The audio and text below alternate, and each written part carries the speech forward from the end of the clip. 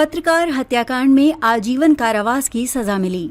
पत्रकार राजदेव रंजन हत्याकांड मामले में दोषी विजय कुमार गुप्ता, सोनू कुमार गुप्ता एवं रोहित कुमार सोनी को सीबीआई के विशेष अदालत द्वारा दोषी करार देते हुए आजीवन कारावास की सजा सुनाई है। सच बोलने पर, लिखने पर और सच दिखाने पर पत्रकारों को अक्सर झूठे मुकदमों में फंसाया जाता है या फिर उसकी हत्या करवा दी जाती है, जिसका जीता जागता सबूत सिवान के चर्चित पत्रकार राजदेव रंजन हत्याकांड है। सच लिखने की सजा मिली मौत। बीते दिनों इस हत्याकांड में 3 आरोपियों को मुजफ्फरपुर के विशेष सीबीआई अदालत द्वारा आजीवन कारावास की सजा सुनाई गई है। पत्रकार राजदेव हत्याकांड में तेज प्रताप यादव, मोहम्मद शहाबुद्दीन, अजहरुद्दीन उर्फ लड्डन मियां, विजय कुमार गुप्ता, रोहित कुमार सोनी, सोनू कुमार गुप्ता, ऋषि कुमार जायसवाल, राजेश कुमार समेत 8 लोगों को आरोपी बनाया गया था। इस हत्याकांड मामले में सुप्रीम कोर्ट द्वारा तेज प्रताप यादव को पहले ही निर्दोष करार दिया जा चुका है। मोहम्मद शहाबुद्दीन की मौत हो गई है। सीबीआई के विशेष अदालत द्वारा अजहरुद्दीन उर्फ लड्डन मियां,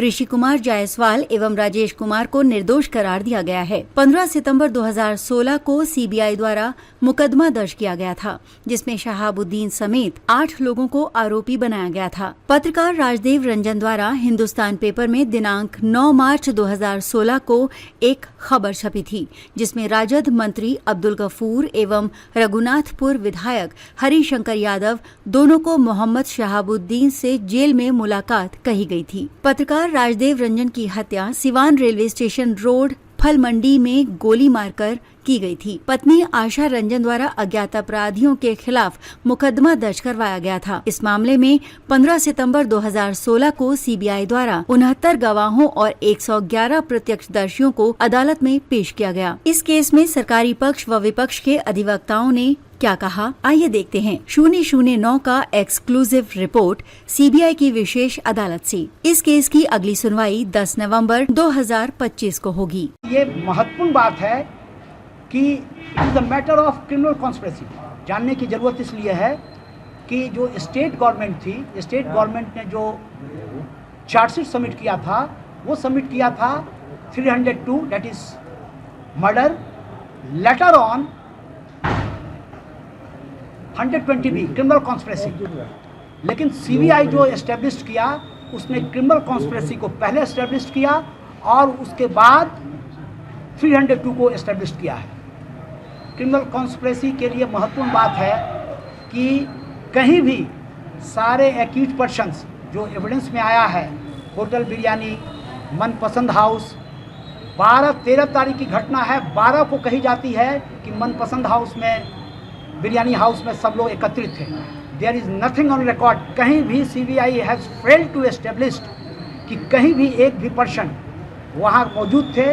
न बिरयानी हाउस का स्टेटमेंट रिकॉर्डेड है, कहीं भी किसी भी जगह का सीसीटीवी फुटेज की बात भी जहाँ कही गई है, एक भी एविडेंस किसी का कहीं रिकॉर्डेड नहीं है। सबों के सब क्लीन चिट में हैं। लेकिन court order of the court is supreme. Court का आदेश हुआ है जिसमें एक्यूजल भी हुए हैं, कन्विक्शन भी हुआ है। लेकिन मेरा मानना है, बीइंग ए डिफेंस लॉयर, मेरा मानना है कि सभी के सभी निर्दोष हैं। Remedy is elsewhere. रेमेडी हमको है अपील में, हम अपील में जाएंगे। रेमेडी हमको हर हालत में रेमेडी मिलेगा। ये कानून के आधार पे, तथ्य के आधार पे, एविडेंस के आधार पर मैं कह रहा हूँ। एनीथिंग, एनी क्वेश्चन मोर? पर सुनवाई हुई आज और कोर्ट के द्वारा विजय कुमार गुप्ता, रोहित कुमार सोनी और सोनू कुमार गुप्ता को 120B 302 आईपीसी के तहत लाइफ इम्प्रिजमेंट की सज़ा सुनाई गई। साथ में 20,000 रुपया फाइन भी इम्पोज किया गया। डिफ़ॉल्ट ऑफ फाइन 6 मंथ का इम्प्रिजमेंट कोर्ट के द्वारा सुनाया गया।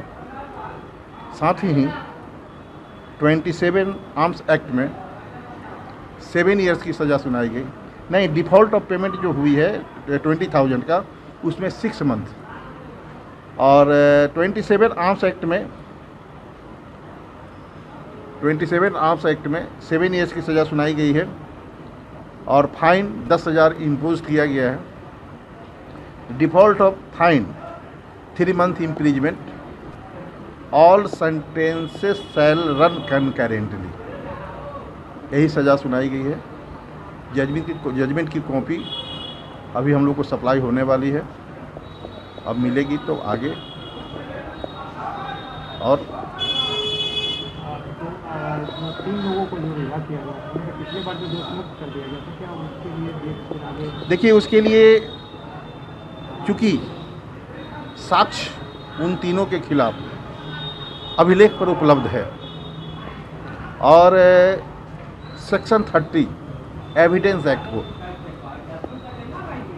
कोर्ट के द्वारा अप्रिशिएट नहीं किया गया, मात्र 27 एविडेंस एक्ट को अप्रिशिएट किया गया, जिसके तहत इन 3 आदमी को कन्विक्शन किया गया। 30 एविडेंस एक्ट को अप्रिशिएट अगर कोर्ट के द्वारा किया जाता तो सभी लोग को दोषी करार दिया जाता, क्योंकि 30 एविडेंस एक्ट में साफ स्पष्ट है कि एक या एक से अन्य व्यक्ति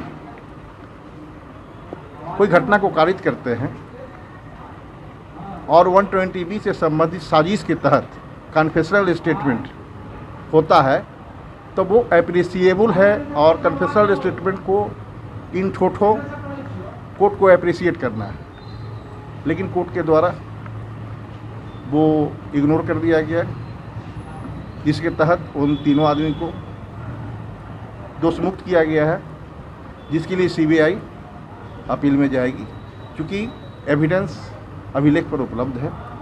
और जब ऑलरेडी ये भी एविडेंस है कि बीपन जेल गेट से दी गई है, और साथ में जो 3 मोटरसाइकिल इस केस में यूज़ किया गया है, पहला मोटरसाइकिल है अपाची मोटरसाइकिल जो वाइट कलर की है, जो ऋषि कुमार जायसवाल ड्राइव कर रहा था और रोहित कुमार सोनी पीछे बैठा हुआ था, जिसने राजदेव रंजन पर फायर किया।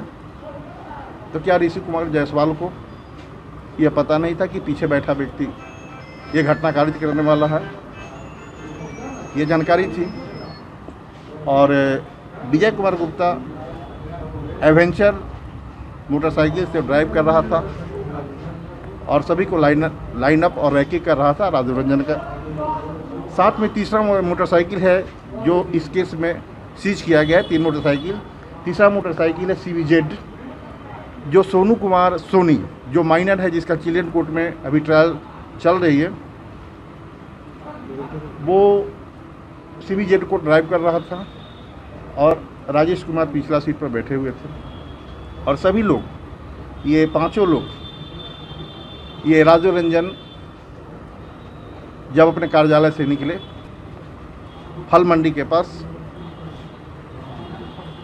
तो सभी लोग रैकी करते हुए, चूँकि अभिलेख पर यह साक्ष्य उपलब्ध है कि 10, 11, 12, 13 CDR जो एक दूसरे से बात किए हैं, सभी हम लोगों ने एग्जिबिट कराया है, जो अभिलेख पर ऑलरेडी मौजूद है कि ये सभी लोग आपस में कैसे बात कर करके और राजदेव रंजन कितने बजे निकलते थे और कहाँ जाते थे, कैसे ये पिछले घटना के 3 दिन पहले से ये सभी लोग जो है उनका पीछा कर करके, और लास्टली जो है 12 तारीख को एक मनपसंद होटल है, यह भी एविडेंस अभिलेख पर उपलब्ध है कि मनपसंद होटल में बैठ करके एक पार्टी का जश्न मनाते हैं सिवान में ही, और वहाँ से प्रोग्राम बनता है। और 13/5/2016 को सभी लोग हिंदुस्तान कार्यालय से राजदेव रंजन निकलते हैं और फल मंडी के पास स्टेशन रोड में पहुंचते हैं। वहाँ पे रोहित कुमार सोनी द्वारा गोली मार दिया जाता है, सरेआम हत्या की जाती है। घटना का मुख्य कारण ये है कि हमारे पत्रकारिता जगत में bureau in chief Rajdev Ranjan जो थे, बहुत ही सत्यवाद को लिखा करते थे, जिसे बहुत लोग पॉलिटिशियन उनसे रंजिश हुआ करते थे। और यही कारण है कि 2005 से उन पर बहुत सारी धमकियां मिली, क्योंकि उनकी वाइफ भी अपने एविडेंस में बोली है कि उनको एप्रीहेंशन था कि हमको अब मार दिया जाएगा।